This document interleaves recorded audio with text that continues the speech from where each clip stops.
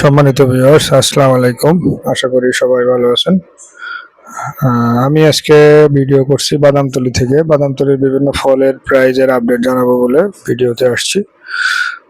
তো চলেন দেখা যাক কি কি ফল পাওয়া যায়। বিদেশি ফল, বাদামতলী মূলত বিদেশি ফলের বাজার, ফরেন ফ্রুটস। তো আপনার এই যে ফল, তো ড্রাগন ফ্রুটসের মূল্য আজকে আছে 120 থেকে 140 টাকা পর্যন্ত। ডালিম 500 থেকে 550 পর্যন্ত। কাটিমন আম, এটা কাটিমন আম 150 থেকে 180।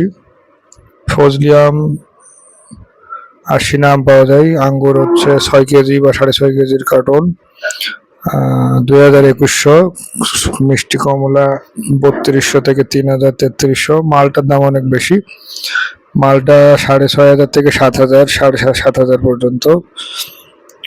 ফুজি আপেল 6800, সবুজ আপেল 7800, 7500 টাকা। গালা আপেল 6700 থেকে 800। কালো আঙ্গুর আছে, সবুজ আঙ্গুর। আর কাশিয়া মালটা, কাঁচা মালটা 60 টাকা কেজি।